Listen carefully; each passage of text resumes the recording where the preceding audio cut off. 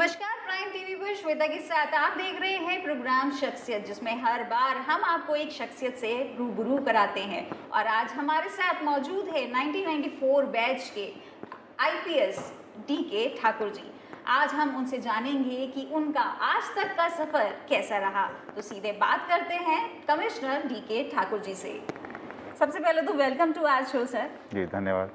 Sir, आज हम अपने शख्सियत प्रोग्राम में आपके एक कार्यकाल जो आपका आज तक का रहा है उस पर हम चर्चा करने वाले हैं। तो सबसे पहले मैं आपसे जानना चाहूँगी कि आपका जो शुरुआती दौर था, जो आपकी स्कूलिंग, जो आपका एजुकेशन था, कहाँ से रहा और किस तरीके का आपका वो एक उसका एक्सपीरियंस आप हमसे शेयर करेंगे। जी, मेरी प्रारंभिक शिक्षा तो गांव में हुई थी। और मैं गांव कहता है तो मेरा मतलब है कि बिहार में जिला मधेपुरा है, जी वहाँ जो मेरा जन्मभूमि वहीं पर प्रारंभिक शिक्षा हुई थी, कक्षा 3 तक की। जी उसके बाद मैं एक गुरुकुल में आ गया था। गुरुकुल में मेरी शिक्षा होती रही, जो कि करीब स्नातक तक हुई। जी और उसके बाद मैंने एमए किया दरभंगा से, पटना से, जी और फिर इधर कंपटीशन क्लियर करके आईपीएस में आ गया। जी सर, आप ये जानना चाहती हूँ, आपकी जो स्कूलिंग था, क्या आपका शुरू से एम आईपीएस बनने का ही रहा, या आप कुछ और चाहते थे कि आपको कोई डॉक्टर या इंजीनियर समथिंग कुछ बनना था, या शुरू से ही आप आईपीएस में ही जाना चाहते थे? ये देखिए, जब तक पढ़ाई करते रहे तब तक हम लोग कोई खास एम बना के नहीं चल रहे थे, लेकिन जब ग्रेजुएशन हो गया जी उसके बाद हम लोगों ने सोचना शुरू किया। जी तो फिर धीरे धीरे ये मन की इच्छा बनी, और मेरा माताजी की प्रेरणा रही। खास जी करके जी मेरे पिताजी मेरे अल्प आयु में ही जी उनका स्वर्गवास हो गया था, जी तो उनका सानिध्य या उनका आशीर्वाद तो मुझे नहीं मिला। जी लेकिन मेरी माताजी हमेशा मेरी पढ़ाई के प्रति जी चिंतित रहती थी, ध्यान देती रहती थी, मार्गदर्शन देती रहती थी। जी उन्हीं की प्रेरणा रही कि आप यूपीएससी एग्ज़ाम दें, यूपीएससी सिविल सर्विसेज क्लियर करें। जी तो उनकी प्रेरणा पर मैंने परीक्षाएं दी और फिर फाइनल क्लियर हुआ। अच्छा सर, आपने जैसे बोला कि माताजी हमेशा से चाहती थी कि आप आईपीएस में जाएं।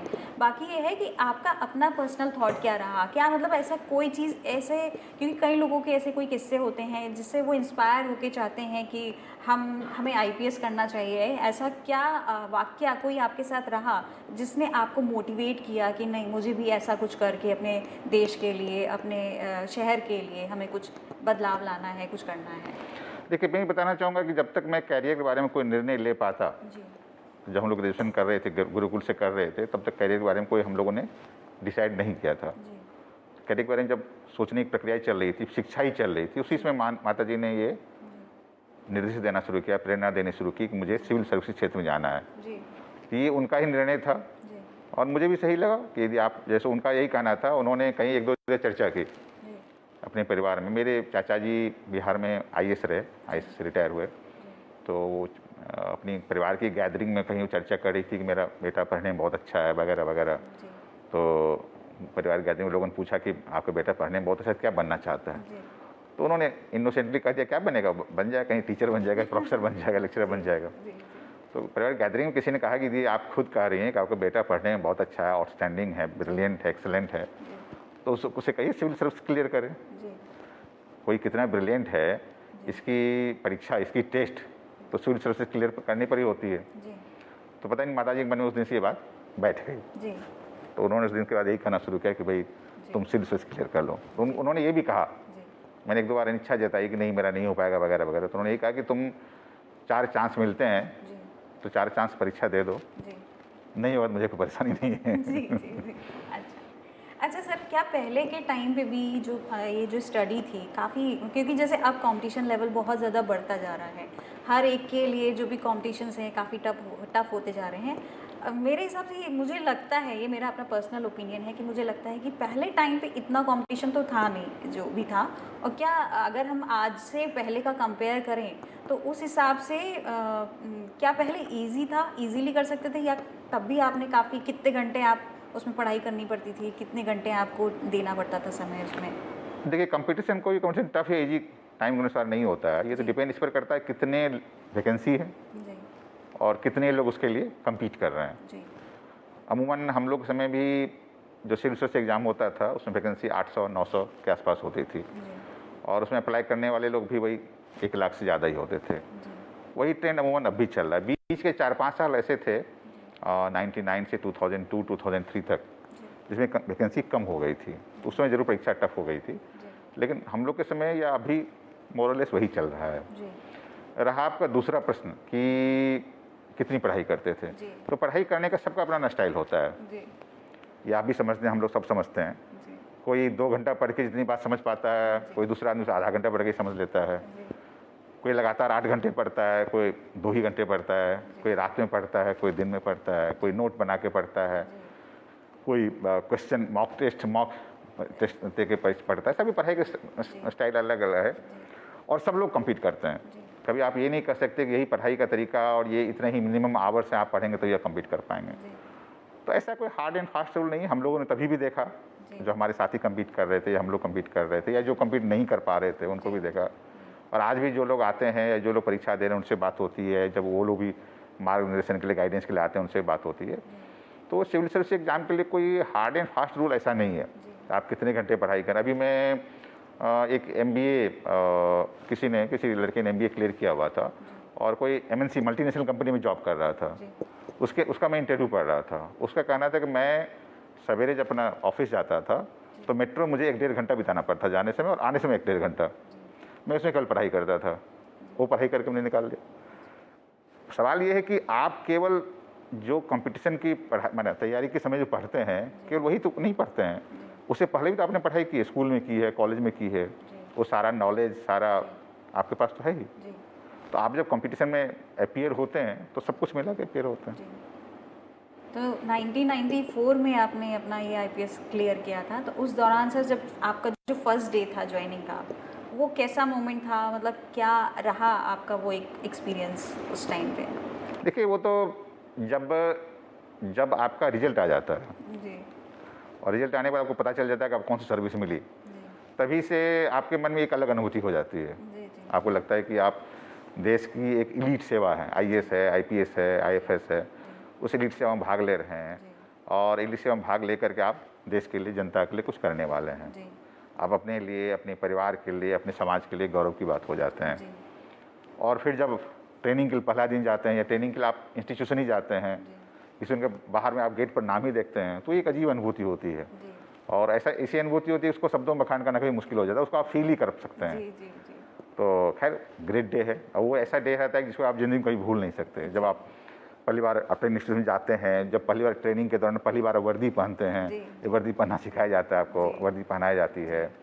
पहली बार जब आप उसमें ड्रिल करते हैं, जी जी तब हर एक चीज़ जब पहली बार होती है उसका अनुभव तो एक अलग होता ही एक है। अनुभव होता है। तो सर कैसा रहा था आपका सेलिब्रेशन, मतलब क्या चीज़ थी? क्योंकि वो उस टाइम ऐसा होता है ना कि पैर ज़मीन पे नहीं रहते सही हैं, कह रहे हैं आप, एकदम तो सही वो कह रहे हैं। क्या एक्सपीरियंस था, मतलब कैसे आपने उस चीज़ को सेलिब्रेट किया? इवन आपकी माता जी हमेशा चाहती थी कि आप IPS लेवल पे जाएँ, तो उनका क्या रिएक्शन था? आपके परिवार वालों का क्या रिएक्शन था? किस तरीके से आप? नहीं खैर उनको सबसे बड़ी संतुष्टि मिली, माता जी को सबसे बड़ी संतुष्टि मिली रिजल्ट आने के बाद। हाँ उनको पहली बार लगा और उनको विश्वास भी हुआ उनको अपने पर, उन्होंने भगवान का लाख लाख शुक्रिया भी कहा जी कि जो उन्होंने चाहा जी। और जिसके लिए हमें बार बार निर्देशित करती रही, प्रेरणा देती रही, जी वो सफल रहा। जी तो ये मेरी बड़ी अनुभूति थी जी और काफ़ी उनके लिए तपस्या भी की, संघर्ष भी किया। जैसे आपने कहा, अभी पूछ रही थी आप जी कि अल्पायु मेरे पिताजी चले गए, उसके बाद भी पूरे परिवार को उन्होंने संभाला, कभी मुझे महसूस नहीं होने दिया। तो ये बहुत बड़ी अनुभूति थी। जी और असल संघर्ष तो उन्होंने किया, जी जी मैंने तो केवल पढ़ाई की। नहीं जी जी और जब आप सर्विस ज्वाइन करते हैं तो खैर अनुभूति अलग होती है जी और आपको लगता है सचमुच आप कुछ करने लायक हैं जी देश के लिए, समाज के लिए, जी। और फिर वो करके दिखाते हैं। सर फिर आपका कौन सा ऐसा पहला केस रहा जिससे आपको एक अच्छा ब्रेक मिला? मतलब वैसे तो आपने ज्वाइन कर लिया था, आपको करना था, लेकिन कौन सा ऐसा पहला केस आपका रहा जिसमें आप हाइलाइट्स में आए, जिसमें आपको अच्छा ब्रेक मिला, जिसमें आपने सब में हुआ कि हाँ DK ठाकुर कोई पर्सन है, DK ठाकुर कोई पर्सन आए हैं, जिससे लोगों को ये लगा कि हाँ एक कोई पर्सन ऐसा, कोई रक्षक हमारा आया है जो हमारी रक्षा करेगा? देखिए मैं 2 बात कहना चाहूँगा। देखिए जब आप पुलिस में काम करते हैं तो कोई एक अकेले किसी की जैसो परफॉर्मेंस नहीं रहती, पूरी टीम की परफॉर्मेंस रहती है। जी पूरी टीम के साथ काम करते हैं। जी ये अलग बात है, आप चूँकि टीम के लीडर होते हैं, आप सीनियर ऑफिसर होते हैं तो नाम ज़्यादा आपका होता है। जी वैसे ही जब कुछ गलत भी होता है तो फिर फेल्यूर भी आप ही आती है। जी जी तो नंबर 2 मैं ये कहना चाहूँगा कि मैं जब गया, मैं तो 96 की बात है हाँ। और अंडर ट्रेनिंग मैं गोरखपुर में था। अच्छा जी अंडर ट्रेनिंग के समय भी 2-3 घटनाएँ, वारदातें ऐसी हुई जिनको मुझे देखने का मौका मिला, करने का मौका मिला, जी वो मैं आज भी नहीं भूल पाता। जी मुझे अभी भी याद है जी कि अंडर ट्रेनिंग के दौरान जी। मैं एक सर्किल के डीएसपी का चार्ज देख रहा था, सीओ जिसको आप कहते हैं। जी। और उस समय और आज के ज़माने में बहुत अंतर है। आज तो आपके पास मोबाइल है, तुरंत खबर मिल जाती है। जी। आज सोशल मीडिया है, आपके सारे पत्रकार, सारे स्टिंगर सब जगह हैं। जी। वो हमें पुलिस वाले नहीं बताते हैं, तो भी सोशल मीडिया के माध्यम से हमें खबर मिल पता जाती चल है। रहा जी। लेकिन वो ज़माना अलग था। उस ज़माना में मोबाइल की बात क्या कीजिए, उस ज़माने में बेसिक फ़ोन भी बहुत मुश्किल से कहीं-कहीं मिलता था। और जो हम लोग के संचार के साधन होते थे, वायरलेस सेट होते थे, जितना काम करते थे। तो मुझे अभी भी याद है, दिन की बात है, दिन में करीब 2-3 बजे हम लोग सूचना मिली कि एक थाना क्षेत्र में, जिसको मैं सुपरवाइज़ कर रहा था, जी। कि थाना क्षेत्र में एक मर्डर हो गया है। जी। और पुलिस गई वहाँ पर। हमने कहा ठीक है, मैं भी आ रहा हूँ। मैं जब तक चलता तब दूसरी खबर आई कि उसमें जो अभियुक्त हैं वो पकड़ लिए गए हैं। जी। मैं चले, अच्छा है, काफ़ी अच्छा काम हो गया। मैं निकल रहा था, फिर कुछ आगे बढ़ रहा था तो खबर मिली कि नहीं, पकड़ तो लिया है लेकिन गाँव वालों ने घेर लिया है। अच्छा। उनको भी घेर लिया है और पुलिस को भी घेर लिया है जी। और जाने नहीं दे रहे हैं। जी। हमने कहा चलो और पुलिस फोर्स भेज दिया, और पुलिस फोर्स भेज दिया। मैं अगल-बगल थानों को भेज दिया। वो ज़रा दूर था, ग्रामीण एरिया था। जी। मैं जा रहा था।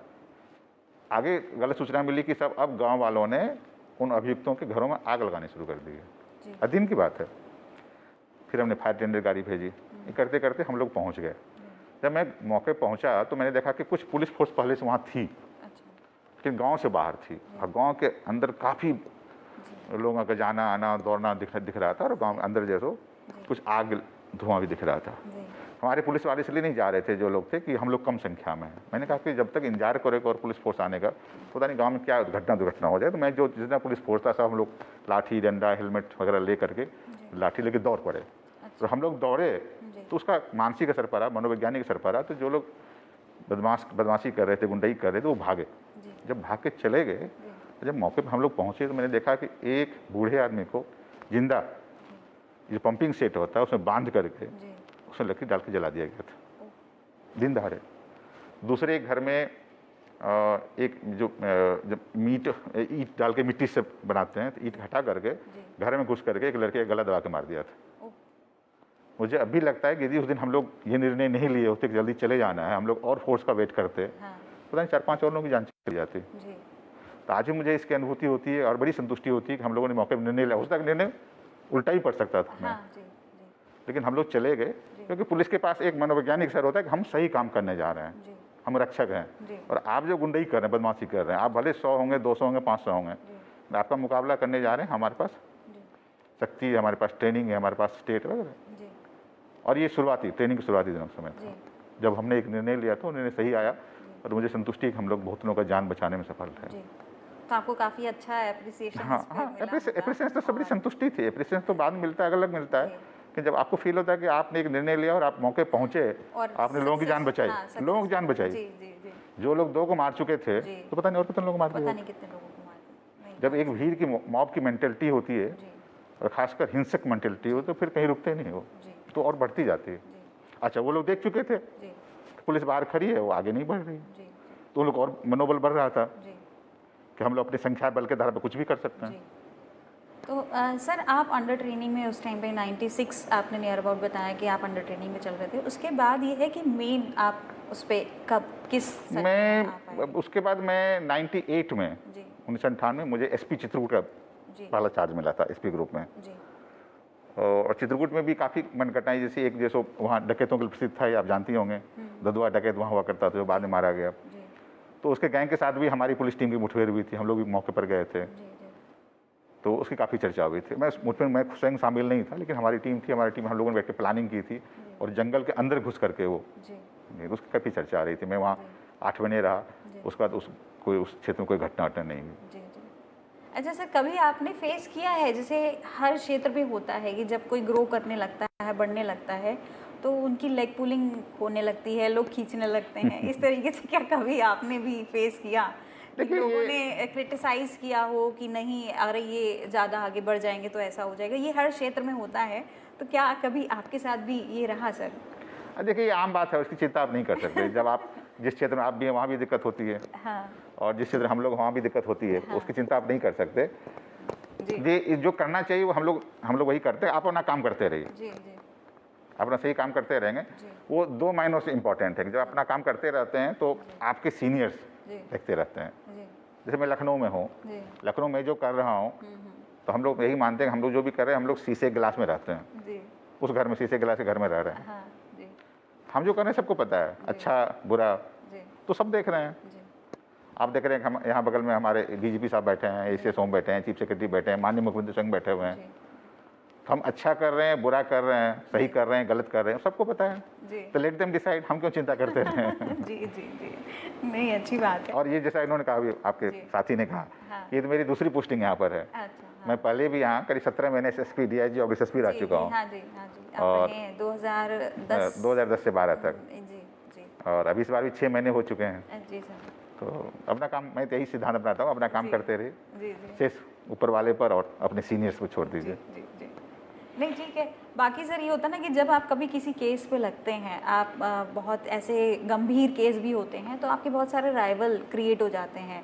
तो कभी ऐसा होता है धमकी आती है या घर पे कुछ ना कुछ लोग ऐसा होता है ना, जैसे मूवीज़ में ही दिखाते हैं कि अटैक कर दे ताकि वो केस छोड़ के चले जाएं या शहर छोड़ के चले जाएं या अपना ट्रांसफ़र ले लें। ऐसा आपके साथ भी कभी कुछ हुआ होगा, तो आपकी और आपके फैमिली की उस टाइम पे सिचुएशन क्या रही? कभी ऐसा हुआ तो आपके साथ? हम लोग जनरली फैमिली से ये सब बात शेयर ही नहीं करते, कोई मैंने कोई ऐसी बात हो भी जाए तो शेयर नहीं करते। हाँ, मुझे मालूम है एक ज़िले में मैं था, जी ज़िले का नाम नहीं लूँगा, जी ज़िले में था तो मैं जेल में गया था। जी तो एक बहुत बड़े जी डॉन टाइप के थे, अपराधी थे। अच्छा तो कोई बात में मैंने उसको अच्छी पिटाई कर दी थी अच्छा जेल के अंदर ही। जी तो उसने कहा था कि साहब देखिए, अभी तक कप्तान साहब, मुझे आज तक पुलिस वालों ने गोलियां भी चलाई काफ़ी, हाँ और मुझे गालियां भी दी लोगों ने, जी। लेकिन किसी ने हम पर हाथ नहीं उठाया था। जी और जब हम जेल से निकलेंगे तो आपको देख लेंगे। जी तो हमने ठीक, कोई बात नहीं, देखा जाएगा।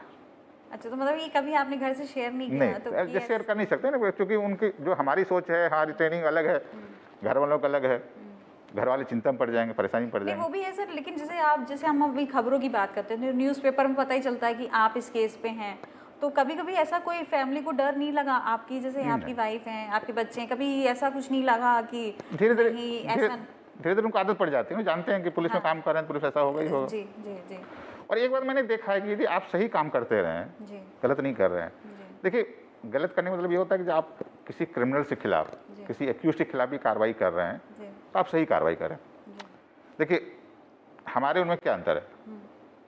एक क्रिमिनल और एक पुलिस वाले में अंतर ये है, क्रिमिनल क्राइम कर रहा है और हम पुलिस में हम उस क्राइम को इन्वेस्टिगेट कर रहे हैं, जी सही काम कर रहे हैं। जी कभी कभी क्या होता है, अति उत्साह में आकर के या अति उत्साह में आकर हम लोग क्या करते हैं कि हम लोग अभी अपना लेवल कम कर लेते हैं, जी हम लोग भी गलत करने लगते हैं। जी जैसे पता चला कि एक क्रिमिनल है, उसने एक्स अपराध किया जो छोटा है, जी अब उसको पनिश करने के चक्कर में उस अपराध को हम बढ़ा देते हैं, जी एक्स वाई जेड ABC सब जोड़ दिया, जी तो फील करता है जी कि मेरे साथ अन्याय हुआ। जी जैसे हम लोग यहाँ कहते हैं ना कि आपका बेटा चोर भी है जी तो भी उम्मीद करता है कि मेरा बाप सही रहना चाहिए। जी ये हमारी मानसिकता है।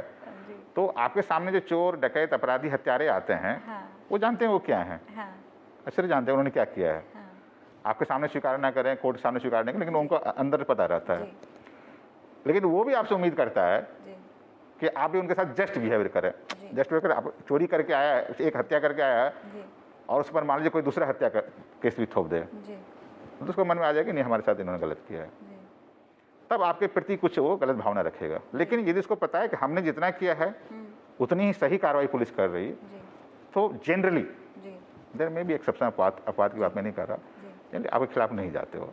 सर, कभी रहा है ऐसा कि आपके साथ जैसे केसेस वगैरह रहे, तो कभी आपको लगा, कभी भी 1% भी कभी आपके मन में आया मैं कहाँ इसमें आ गया और कि मुझे नहीं करना चाहिए नहीं, या नहीं, छोड़ देना चाहिए या ऐसा? नहीं कभी नहीं, उल्टा मुझे लगा, मैं 94 बैच का हूँ, जी 27 ईयर्स मेरे हो रहे हैं। जी मुझे लगातार लगता रहा, अभी लगता है, मैं काफ़ी पॉजिटिव हूँ जी कि आप पुलिस में आकर के जनता की जितनी सेवा कर सकते हैं, जी जितनी इंस्टेंट रिलीफ दे सकते हैं, जी ये कोई सेवा नहीं दे सकती है। जी और अभी भी आम जनता जी सबसे ज़्यादा खोजती है तो पुलिस को खोजती है। जी आप 100 लोगों का रैंडम सर्वे कीजिए जी और उनसे पूछिए कि पूरी ज़िंदगी में तुमने किस विभाग को कितनी बार याद किया या कितनी बार मिले, जी आपको टॉप पर पुलिस विभाग मिलेगा। जी नहीं सर, कभी कभी ऐसा होता है ना कि कुछ केसेस ऐसे हो जाते हैं जिससे पुलिस की छवि धूमिल होती है, और हमेशा कई जगह ऐसी हैं जहाँ पे तानाशाह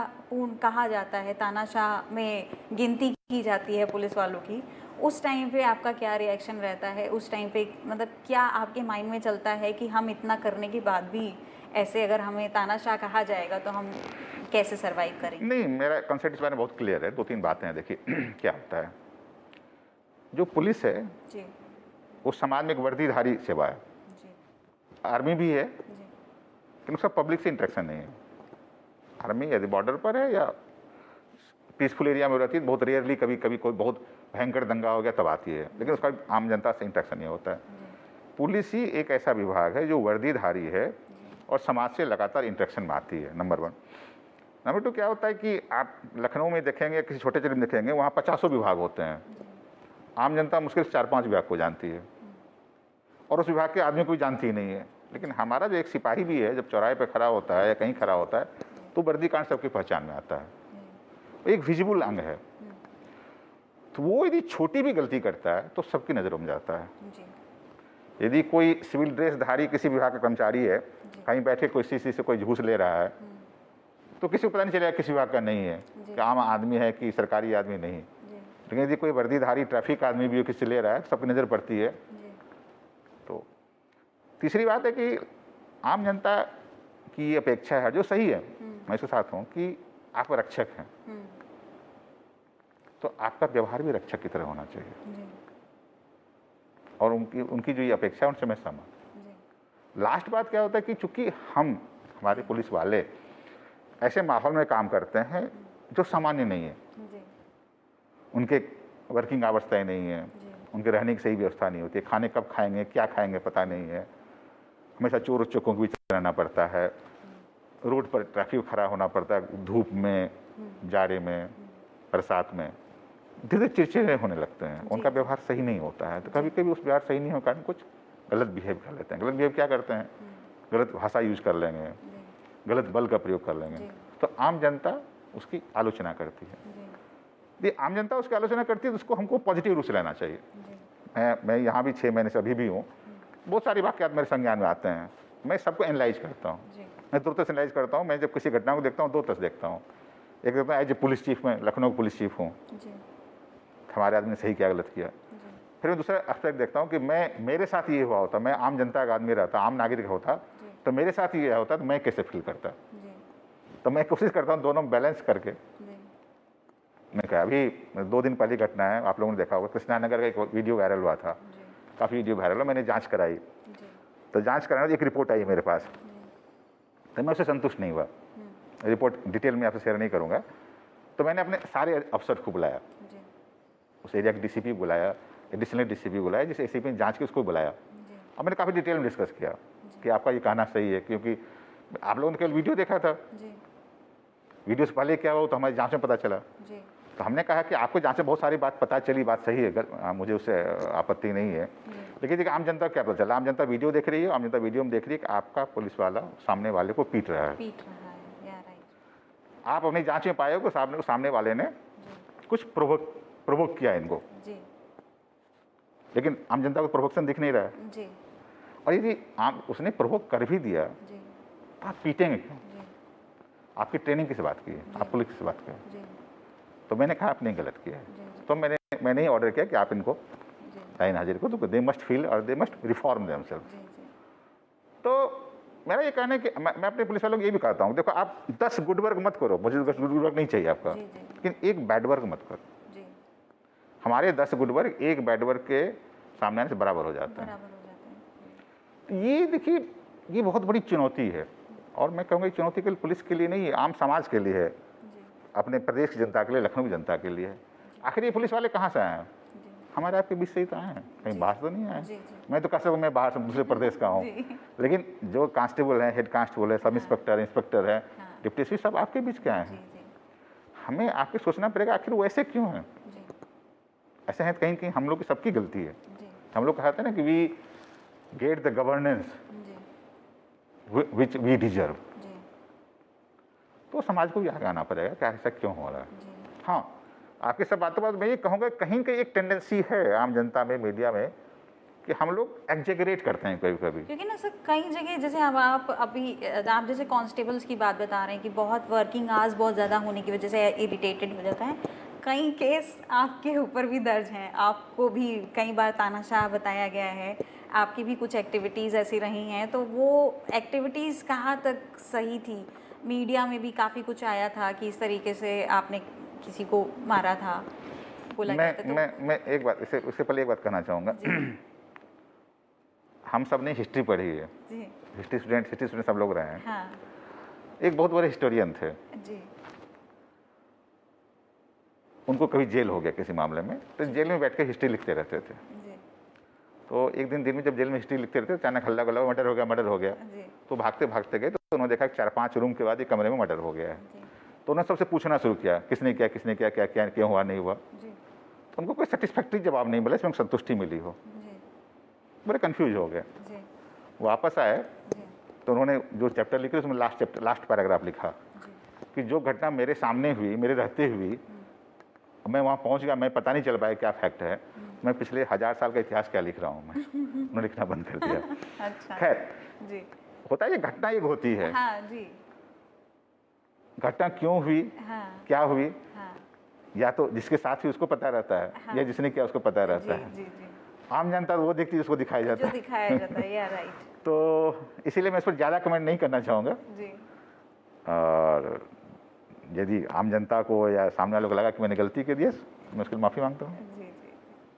अच्छा हम सर, अभी आप अपने सवाल में, आप अपने जवाब में एक बोल रहे थे कि जैसे काम के घंटे ज़्यादा, तो एक मॉडल पुलिस एक्ट 2006 है, जिसके चलते ये सिपाहियों के लिए काफ़ी सारे 5 से 6 क्लॉज उसमें बनाए गए हैं, तो वो चीज़ लागू क्यों नहीं की जा रही है कि वो लागू हो, तो उससे ये है कि वो लोग भी जितने जो इरिटेटेड हुए, तकरीबन 75% अभी जो लास्ट अभी जो ग्राफ जो किया गया था, तो उसमें तकरीबन 75% ऐसे पुलिसकर्मी हैं जो बहुत ही ज़्यादा इससे ग्रसित हैं, इस चीज़ से है, तो वो क्यों एक्ट लागू नहीं किया जा रहा है, किस लिए नहीं किया जा रहा है? देखिए, एक्ट की बात नहीं करूँगा, एक्ट को लागू करना ना करना राज्य सरकार पर डिपेंड करता है। मॉडल पुलिस बनेगा, राज्य सरकार लागू करेगी, लेकिन मैं ये ज़रूर कहना चाहूँगा कि आखिर यदि आप कभी कॉन्स्टिट्यूशन बैठें, उनसे बातें करें जी, और उनसे पूछे कि उनकी सबसे बड़ी समस्या क्या है, जी, तो नंबर 1 एक समस्या यही कि उनको छुट्टी नहीं मिलती समय से, जी, हाँ जी, समय से छुट्टी नहीं मिलती है।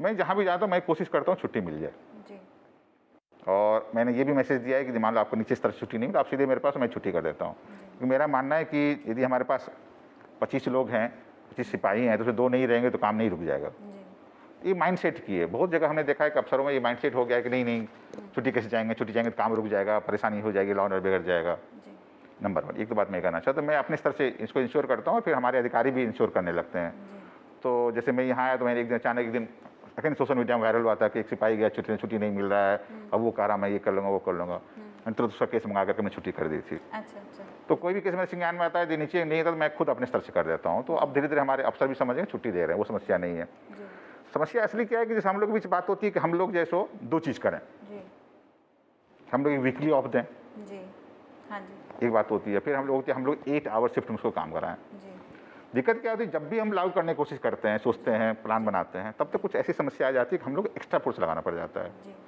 अब आज के डेट में देखेंगे, आज के डेट में हमारी पुलिस फोर्स नॉर्मल काम के अलावा जी, अब उस कोरोना कर्फ्यू को लागू करने के लिए जगह जगह बैरियर खड़ी है। हाँ जी, हमारी पुलिस तमाम हॉस्पिटल्स में खड़ी है, हॉस्पिटल्स में है, हमारी पुलिस तमाम जो ऑक्सीजन के जहाँ जी, गैस फिलिंग सेंटर है वहाँ खड़ी है। वहाँ खड़ी है, तो जैसे हम लोग एक बार अपने मन बनाते हैं कि जी। अब कुछ करेंगे, जी, तब तक कुछ ऐसी चीज़ आ जाती है कि हम लोग को प्लान ड्रॉप करना पड़ता है। इससे पहले पंचायत चुनाव था, जी, हाँ जी, हाँ, तो ये कुछ न कुछ अच्छा, दूसरी बात है कि हमारे पास अभी ऑप्टिमम पुलिस फोर्स है नहीं। जी, और पुलिस फोर्स का पहले रिक्रूटमेंट होता है, फिर ट्रेनिंग होती है, फिर हमारे पास आते हैं। जी, अब ट्रेनिंग जिनका रिक्रूटमेंट होकर पड़ा हुआ है, बहुत लोग ट्रेनिंग से नहीं हो पा रही है, ट्रेनिंग खिसकती जा रही है कि कोरोना काल खत्म हो जाए फिर ट्रेनिंग शुरू करें। जी, तो कुछ न कुछ समस्या ऐसी होती है। हाँ, हम लोग का आइडियल वही है, हम लोग का टारगेट भी वही है कि हम लोग सारे पुलिस वाले आ जाएँ, रिक्रूट हो जाएँ, वैकेंसी ना रहे, फिर हम उनको नॉर्मल आइडियल पोजीशन में जी, वीकली ऑफ दे सकें, जी, 8 आवर शिफ्ट में आ सकें। जी। ये हम लोग का टारगेट, हम लोग उनसे प्रयास कर रहे हैं। अच्छा, बाकी सर जैसे ये है कि अभी एक्ट के लिए आपने बोला कि ऐसा कुछ आप करने के लिए जब भी प्लान आउट होता है तो कुछ ना कुछ ऐसी परिस्थितियां बन जाती है जो नहीं हो पाता है। बाकी ये है कि जो काम के जो अनियमित घंटे हैं उसकी वजह से जो मेंटली प्रेशराइज्ड हैं उसके रिगार्डिंग क्या कोई ऐसा कोई ट्रेनिंग चलाने का कुछ आपने विचार किया है कभी कि हम ऐसी ट्रेनिंग कराएं तो जिससे मेंटली जो प्रेशराइज इतना हो रहा है, मेंटल प्रेशर हो रहा है, डिप्रेशन में जा रहे हैं, तो उससे आप उनको बचा सके, तो उसके रिगार्डिंग कुछ कर रहे हैं सर? हम लोगों ने पुलिस लाइन में हम लोगों ने, और हम लोग से ज़्यादा जो डीजीपी साहब की मैम है, मिसेज डीजीपी हैं, उनकी एक संस्था चलती है, वामा सारथी, नाम सुना होगा। वो सारे पुलिस लाइन में काम करती है। तो हम लोगों ने यहाँ लखनऊ पुलिस लाइन में भी एक डॉक्टरों का पैनल बनाया हुआ है।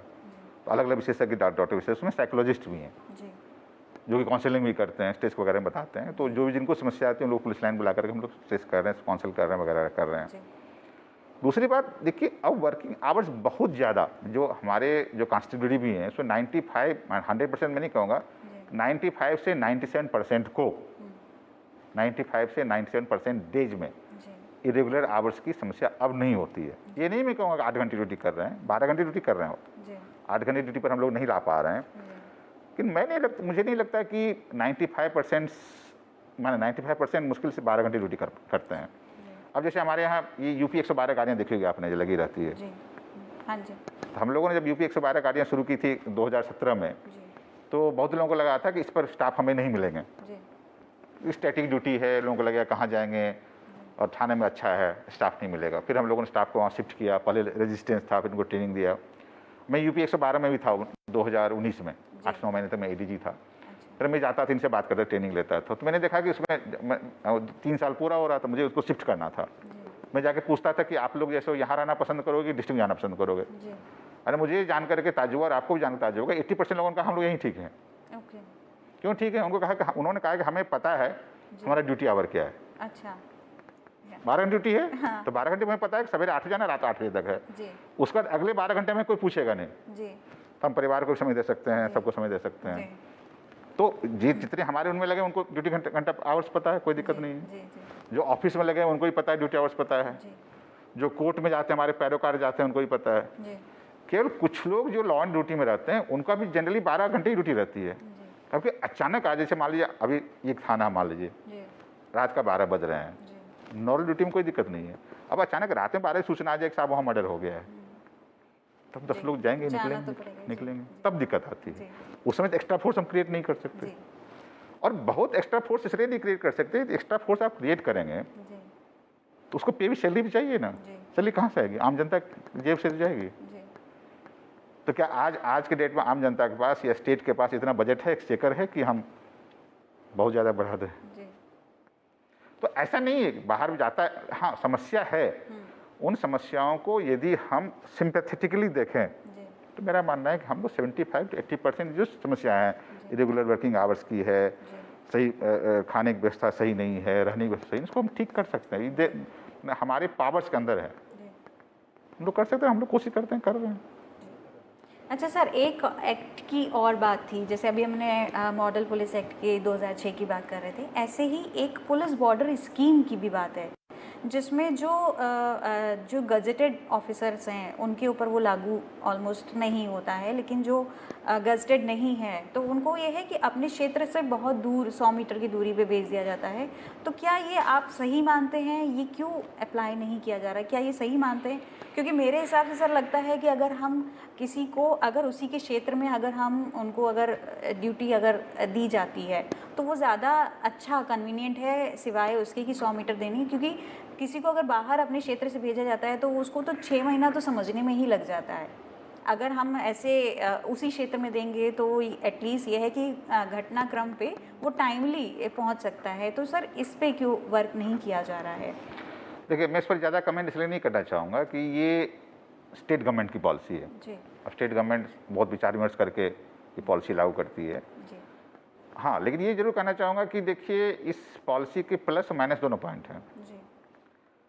हम बॉर्डर स्कीम इसलिए लगाते हैं, और बॉर्डर स्कीम लगाते हैं, बॉर्डर स्कीम मतलब ये होता है कि कांस्टेबल जिस जिले का निवासी है उस जिले में पोस्ट नहीं होगा, दूर पोस्टिंग होगा। ये सोच के लगाते हैं कि जहाँ रहेगा उसकी ड्यूटी इस तरह की है कि वहाँ पर अपने परिवार समाज के किसी बात से प्रभावित होकर कोई निर्णय न ले, कोई कार्य ना करे, ठीक मतलब रहता है। और जो आपका पॉइंट था कि वहाँ रहेगा तो सीधा समझा रहेगा जी।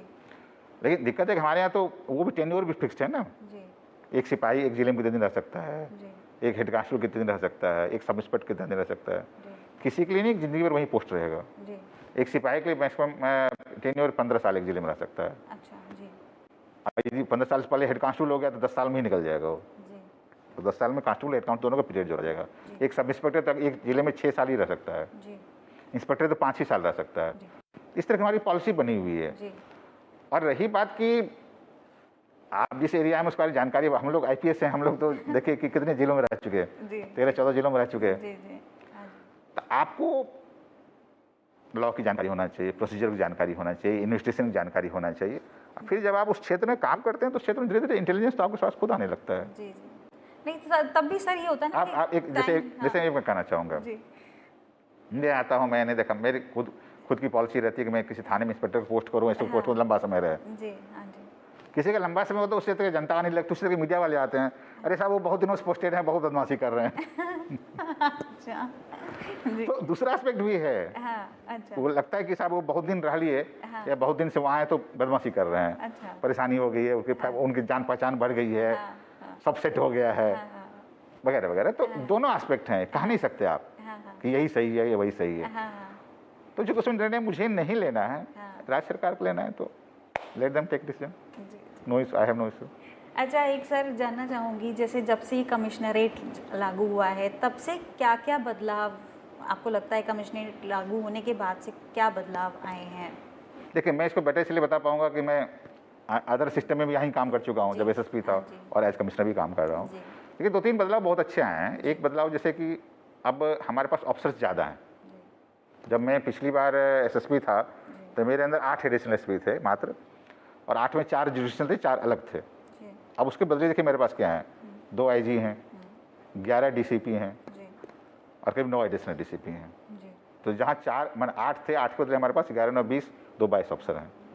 तो ऑफिसर ओरिएंटेड पुलिसिंग ये फ़ायदा हो रहा है कि जैसे आम जनता की पुलिस से क्या शिकायत होती है, नंबर 1 कि हम थाने पर गए, हमारी सुनवाई नहीं हुई या सही सुनवाई नहीं हुई। तो तभी मेरे पास दिक्कत होती थी कि मेरे पास ज़्यादा अफसर नहीं थे, तो मैं अफसर से चेक नहीं करा पाता था। तो मैं थाने से ही पूछता था, समझाता था, डराता धमकाता था, कुछ सही कर पाता था। अब हमारे पास ऑप्शन है कि कोई शिकायत ऐसी आई तुरंत मैं ऑफिसर को लगा दूँ, एसीपी को लगा दूँ, डीसीपी लगा दूँ, तुम भैया देख ले। तो एक ऑफिसर ओरिएंटेड पुलिसिंग होती है। एक ऑफिसर का जो इंटरेक्शन होता है, बिहेवियर होता है, वो अलग तरह का होता है, वो समस्या सुलझाता अलग तरीके से है। एक फ़ायदा हमारे पास ये हुआ। दूसरा फ़ायदा हमारे लॉ एंड ऑर्डर फ्रंट पर हुआ है कि अब हमारे लॉ एंड ऑर्डर वाले मामले में सारे एग्जीक्यूटिव पावर्स हमारे पास हैं। तो पहले क्या होता था कि पहले आप मौके पर हैं, पुलिस भी है, मजिस्ट्रेसी भी, वहाँ एसडीएम खड़े हैं, एसडीएम अपने एडीएम से पूछ रहा है, एडीएम फिर डीएम से पूछ रहा है, फिर निर्णय हो पा रहा है, नहीं हो पा रहा है, तब तक वहाँ मौके पर कुछ गड़बड़ हो गया, कुछ नहीं हो गया। पुलिस ने कहना शुरू किया, हमने दिन को कहा था, इन्होंने ऑर्डर नहीं दिया। वो कहने लगे नहीं हमने तो ऑर्डर दिया, कंप्लायंस नहीं किया। अब क्या, सारा पुलिस के पास है, आपको निर्णय लेना है। मैं यहाँ बैठा हूँ तो मुझे मेरे ऑफिसर को पता है कि हमको एक से पूछना है, तो अफसर मेरा मौके पर जो रहता है हमसे पूछता है कि साहब यहाँ स्थिति ये क्या करना बताइए, मैं बताता हूँ, कार्य हो जाती है। अब ये कि जी हमारा लॉ एंड ऑर्डर को हम सक्सेसफुली संभाल रहे हैं तो सारा क्रेडिट हमें जाता है, यदि कहीं गड़बड़ी हुई तो उसकी जिम्मेवार हम हैं। तो ये एक कमांड के अंदर आ गया है। देखिए, जो साउथ के स्टेट्स में ये पुलिस कमांड सिस्टम बहुत दिनों से चली आ रही है। आप से चले जाइए, केरला चले जाइए, आंध्रा, तेलंगाना, तमिलनाडु, कर्नाटका, इधर आ जाइए, वेस्ट में भी आ जाइए, महाराष्ट्र हो, गुजरात हो, सब जगह लागू है। केवल नॉर्थ इंडिया में लागू नहीं हो पाया था। इनफैक्ट आप देखेंगे कि आसाम में, गुवाहाटी में लागू हो गया था, नागालैंड तक कोई मामला लागू हो गया था, यहाँ लागू बाद में। वो इसलिए लागू गया है कि जब आप बड़े मेट्रोपोलिटन सिटी में काम करते हैं तो किसी एक डीएम के लिए संभव नहीं है कि सब कुछ को ले। डीएम का 50,000 काम रहते हैं, और डीएम के लिए संभव नहीं उतना ही टाइम वो लॉ एंड ऑर्डर में भी दे पाए। तो फिर आपका एक कमांड सिस्टम रहता है, कमांड कंट्रोल सिस्टम रहता है, इसमें कमिश्नर हैं और एडिशनल कमिश्नर हैं, जॉइंट कमिश्नर हैं, डिप्टी कमिश्नर हैं। तो वो एक निर्णय लेते हैं, निर्णय लेके काम करते हैं। एक तो ये हुआ। इसी के साथ साथ दूसरी बात ये हुई कि जब हमारे पास सीआरपीसी की पावर्स आए 107-16, 133, 145 वगैरह। पहले ये होता था 107-16 कि हमने रिपोर्ट भेज दी, एसडीएम के यहाँ नहीं हो पा रहा है, कोई वारदात हो जाए, कोई वाकयात हो जाता तो पुलिस वाले कहते साहब हमने तो रिपोर्ट भेज दी थी। तो हम ये जो ब्लेम शिफ्टिंग होती थी या रिस्पॉन्स शिफ्टिंग होती, अब वो नहीं हो सकती है। अब आप खुद उसके लिए जिम्मेवार हैं। सही करेंगे तो आप सक्सेसफुल हैं, क्रेडिट ले जाइए, गलती भी तो फिर आपकी जिम्मेवारी है। ये फायदे हुए कमिश्नर सिस्टम के। दैट मीन्स ये है कि कंट्रोलिंग मतलब थोड़ा सा इजीली कंट्रोलिंग करना थोड़ा सा सुविधा हो गई है। हाँ, मैंने उनको भी चैनल पता है ना। हाँ, उनको भी चैनल पता है। हाँ, जैसे उसमें क्या होता था, मान लीजिए खुदा न खास्ता मैं एसएसपी हूँ, यहाँ मेरा सिस्टम नहीं है, मैं अपने यहाँ बैठा हूँ। जी अब कोई मेजर प्रॉब्लम कहीं आ गई, जी अब हमारा अफसर हमसे पूछता है हम क्या करना चाहिए। जी अब ये है कि हम कोई डिसीजन लेने से पहले हम डीएम से पूछते हैं। जी अब उन्हें डीएम संपर्क करने का प्रयास किया, नहीं हो पा रहा है, वो भी कहीं बिजी हैं, जी। लेट हो गया, कुछ हो गया, तो वहाँ माहौल बिगड़ गया। हाँ जी अब तो वो समस्या नहीं है। जी हाँ जी ये बड़े मेट्रोपोलिटन सिटी में इसलिए व्यवस्था की गई पुलिस जी। सिस्टम की, कमांड कंट्रोल सिस्टम एक रहे, ड्यूअल नहीं रहे। जी जी जी। ठीक है सर, अभी और मैं आपसे ये जानना चाहूँगी कि जैसे पिछले साल से ये कोरोना काल जो हमारा कोविड वाला चल रहा है, उसमें किस तरीके से आप मैनेज कर रहे हैं, किस तरीके से व्यवस्था कर रहे हैं आप शहर वालों के लिए, अपने सिपाहियों के लिए जो कोविड से ग्रसित हो जाते हैं, तो उनके लिए आपकी क्या व्यवस्था है सर? देखिए, ये कोरोना काल सभी के लिए जी बड़ा लर्निंग लेसन रहा, चाहे आम जनता के लिए हो, चाहे पुलिस के लिए हो, प्रशासन के लिए हो, सरकार के लिए हो, नेताओं के लिए हो। जी पिछली बार हम लोग सामने आए, तमाम अलग तरह की समस्याओं को फेस किया हम लोगों ने। कंप्लीट लॉकडाउन था, कंप्लीट लॉकडाउन को लागू कराना था। जी जो आपके प्रवासी मजदूर थे, प्रवासी नागरिक थे, उनका जाना आना कंट्रोल किया हम लोगों ने। साल के अंत आते आते हम लोग को लगने लगा था कि नहीं, हम लोगों ने इस पर विजय पा ली है। जी इस पर अचानक अप्रैल में अचानक दूसरा वेव आया, और दूसरा वेव इस तरह से सामने आया, जी इतनी तेज़ी संख्या बढ़ी संक्रमितों की, जी और इतनी तेज़ी से मौतों की संख्या बढ़ी, सब लोग माना we were just caught unaware, जी माना अनप्रिपेयर्ड ऑल्सो। जी तो इस पूरे दोनों, चाहे पिछले साल का 2020 का रहा हो, चाहे 2021 का रहा हो, प्रथम चरण रहा हो, चाहे दूसरे चरण में, जी इसमें पुलिस विभाग ने, पुलिस प्रशासन, स्वास्थ्य, नगर निगम, सबने मिलकर काम किया। जी क्योंकि ऐसा काम नहीं था कोई अकेले कर सकता था, जी। ना हम अकेले कर सकते थे, ना वो अकेले कर सकते, सबने काम किया और सबने काफ़ी सीखा। इसमें पुलिस ने भी काफ़ी काम किया, चाहे आपको आज कोरोना कर्फ्यू को, लॉकडाउन मैंने उसको पालन कराना हो, जी चाहे सब जगह ऑक्सीजन पहुंचाना हो, चाहे हॉस्पिटल में व्यवस्था करनी हो, हॉस्पिटल बेड दिलवानी हो। जी तो इससे इस ज़माने में पुलिस के कई मानवीय चेहरे भी सामने आए, और उसको आम जनता ने, मीडिया ने काफ़ी अप्रिशिएट किया। चाहे बहुत सारे ऐसे केस आए जहाँ पर कि किसी का डेथ हो गया, घर वाले कोई नहीं थे, अकेला था, जी पुलिस वालों ने खुद उठा कर कंधे दे करके, हाँ अर्थी जी। कंधे देकर उसको अंतिम संस्कार करा। यहाँ ही नहीं, बहुत सारे प्रदेशों में कराया। किसी को खाना उपलब्ध नहीं हुआ था, खाना दिलाया, हम लोगों ने ऑक्सीजन भिजवाया, तमाम चीज़ें हम लोगों ने, सब लोगों ने की। तो पुलिस वालों को लगा कि हम लोगों ने काफ़ी काम किया है। इस क्रम में पुलिस वाले भी कोरोना फ्रंट वॉरियर्स होने के कारण तमाम एक्सपोजर, खुद पुलिस वाले भी खुद संक्रमित हुए, हाँ जी काफ़ी संक्रमित हुए, कई हमारी कैजुअलिटी भी हुई। जी हमने उसकी तैयारी की। हम लोगों ने पुलिस लाइन में जो अपना आइसोलेशन सेंटर बनाया हुआ है, वहाँ हमारे बेड हैं, ऑक्सीजन भी रखे हुए हैं, वहाँ उनका इलाज करते हैं, कराते हैं। फिर आगे दिक्कत होने पर हम लोग उनको जैसे हॉस्पिटल में दाखिल कराते हैं, हम लोग करवा रहे हैं सर। बाकी सर, अभी जो लॉकडाउन स्थिति चल रही है, लॉकडाउन में है, तो उसमें किस तरीके से कंट्रोलिंग आप कर रहे हैं, कैसे लॉकडाउन में हम लोग, लॉकडाउन में देखिए दोनों तरह से करवा रहे हैं। लॉकडाउन में हम लॉकडाउन का पालन करवा रहे हैं, और हम लोग मास्क का भी चेकिंग कराते हैं। हम लोग हर प्रतिदिन 2000, 2500, 3000 तक जो लोग मास्क नहीं पहनने का चालान करवा रहे हैं। मैं देख रहा हूँ कि लखनऊ में, जो मैं पिछले महीने 1.5 महीने से फील कर रहा हूँ, जो 90% जनता है वो तो सेंसिटिव है, जी जागरूक भी है, जी और कंप्लायंस भी कर रही है सरकार के नियमों निर्देशों का। कुछ लोग ऐसे हैं अभी भी जी बेकार के निकल जाते हैं, उनको लगता है घर काटने दौड़ता है, क्या होता नहीं पता है, ना वो अपने स्वास्थ्य के जीवन के बारे में सोच रहे हैं, ना अपने परिवार के बारे में सोच रहे हैं। जी तो उनको उनके फिर कार्रवाई करनी पड़ती है, उनको चालान करना पड़ता है, मास्क ना पहने चालान करना पड़ता है, निकलने में चालान करना पड़ता है। इस बार कंप्लीट लॉकडाउन नहीं लगा है, जी तो कभी कभी आप बाहर निकलेंगे तो आपको ज़्यादा गाड़ियाँ भी दिख जाएंगी, लेकिन आपको दिखेंगे शहर में सारी दुकानें बंद रहती हैं, सारे प्रतिष्ठान बंद रहते हैं, हाँ जी लेकिन फिर तमाम एक्टिविटी हमारी चल रही है। जैसे आप देखेंगे कि अभी भी जो इंटर डिस्ट्रिक्ट जो परिवहन है वो बंद नहीं हुआ है, अभी भी बसों से लोग आ रहे हैं, ट्रेन से भी लोग आते हैं, बाय एयर भी लोग आ रहे हैं। हमारा वैक्सीनेशन प्रोग्राम भी चल रहा है, उसमें लोग जाते हैं।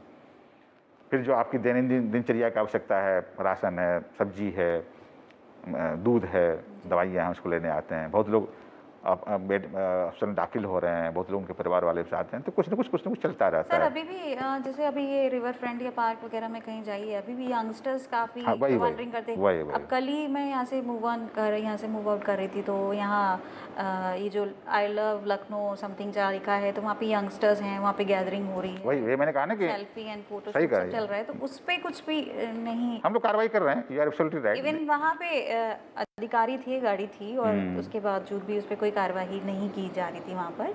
और ऐसा तो नहीं है, क्योंकि जब वो चिल आउट कर रहे हैं तो चिल आउट करने का मतलब कोई वर्किंग तो नहीं है। नहीं, कतई अभी नहीं, उस पे कतई। वहाँ पे जैसा मैंने कहा, नंबर 1 कि 90% लोग कंप्लायंस कर रहे हैं, लेकिन कुछ लोग ऐसे हैं जी। अभी भी इसको तफरीह रूप में ले रहे हैं जी। और उनको लगता है घर काटेंगे दौड़ रहा है। जी। और हमारे पुलिस वाले कार्रवाई कर रहे हैं, जो आपको हाँ। लगता है कि मना, जैसा आपने कहा हाँ। कि देखिए हमारे अधिकारी से नहीं कार्रवाई, उसको हम लोग सेंसिटाइज करेंगे जी। और कहेंगे हम जी। लोग कार्रवाई करें, जी। क्योंकि जितना हम लोग इसका पालन करेंगे उतना ही हम लोग सेफ रहेंगे। जी। हम लोग के लिए बड़ी राहत की बात है कि लखनऊ में, खासकर लखनऊ में, जहाँ पर कि हमारी प्रतिदिन संक्रमितों की संख्या एक समय 6000 प्लस हो गई थी, जी।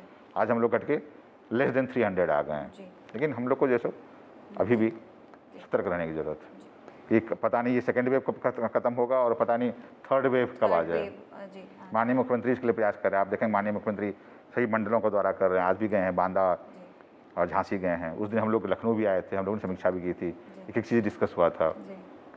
तो जब माननीय मुख्यमंत्री इतना प्रयास कर रहे हैं तो हम लोग सबको उन प्रयास में मिलकर करना चाहिए, कंप्लायंस करना चाहिए। हम लोग से कोशिश कर रहे हैं।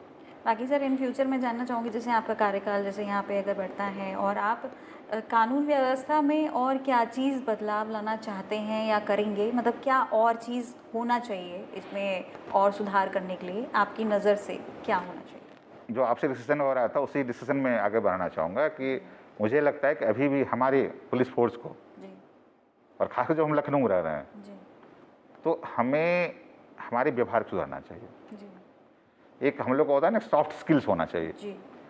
होता है क्या कि लखनऊ में जो पुलिसकर्मी हैं, जी। सारे लखनऊ के रहने वाले नहीं हैं, जी। कोई कोई लखनऊ का रहने वाला नहीं, वो पूरे उत्तर प्रदेश के अलग अलग जगहों से आया हुआ है जी। और पुलिस में ट्रेनिंग लेकर के यहाँ आया हुआ है। जी। तो लखनऊ की जनता से कैसे बिहेव करना है और चित्रकूट की जनता से कैसे बिहेव करना, दोनों जमीन आसमान का अंतर है। जी। तो हमें उनके सॉफ्ट स्किल्स को डेवलप करना, उनको ट्रेन करना, ऑन जॉब ट्रेनिंग करना, अदरवाइज ट्रेनिंग करना कि आपका आम जनता, जैसे वो चीज़ वही कृष्णा नगर वाली बात कर रहे हैं, जी। ये भी ट्रेनिंग एक पार्ट है ना कि आपको कोई प्रोवोक भी कर रहा है जी। तो आप अपना संयम ना खोएं, जी। आप उनके खिलाफ कार्रवाई करें, विधिक कार्रवाई करें, कानूनी कार्रवाई से मना किया है, जी। जी। लेकिन आप अपना संयम खो के दो लाठी चलाएं, जी। उससे तो आपकी सारी अच्छी कार्रवाई खत्म हो जाती है। जी। अब उनके खिलाफ, जिनके खिलाफ कार्रवाई, उनको समझना पड़ेगा कि हम लाइन हाजिर हो गए, जी। सबकी नज़रों में आ गए, हमारा नाम आ गया, जी। बदनाम हो गए। जी। यदि उसमें हमने संयम बरता रहा था तो शायद स्थिति नहीं आती। आखिर में आपस आपसे चाहूँगी कि आप लखनऊ वासियों के लिए एक मैसेज दीजिए, क्योंकि अभी कोविड काल भी चल रहा है, कोविड जो दौर एक चल रहा है, उस पर मैं चाहूँगी कि आप एक अपना मैसेज दीजिए। मैं लखनऊ की आम जनता से, प्रबुद्ध जनता से यही आग्रह करना चाहूँगा कि हम लोग जिस कोविड काल में जी रहे हैं, तो हम सबको कोविड एप्रोप्रिएट बिहेवियर अपनाना चाहिए। जब मैं कोविड एप्रोप्रिएट बिहेवियर करता हूँ, इसका मतलब होता है कि आप मास्क का अधिकाधिक यूज करें, सैनिटाइजर यूज करें, सोशल डिस्टेंसिंग बनाए रखें, और अभी जो कोरोना आंशिक कर्फ्यू लागू है उसका 100% पालन करें। जैसे कभी हम लोग डिस्कशन में हम लोगों ने पाया कि 90% लोग तो पालन कर रहे हैं, लेकिन कुछ लोग ऐसे हैं, खासकर यंगस्टर्स हैं, चिल आउट करने के लिए बाहर निकल जाते हैं। प्लीज़ ऐसा ना करें। आप अपने जीवन के, अपने परिवार के लिए, अपने समाज के लिए, सबके जीवन की रक्षा चाहते हैं, स्वास्थ्य की रक्षा चाहते हैं, तो प्लीज़ कोविड एप्रोप्रिएट बिहेवियर अपनाएं और कोरोना कर्फ्यू का 100% पालन करें। धन्यवाद।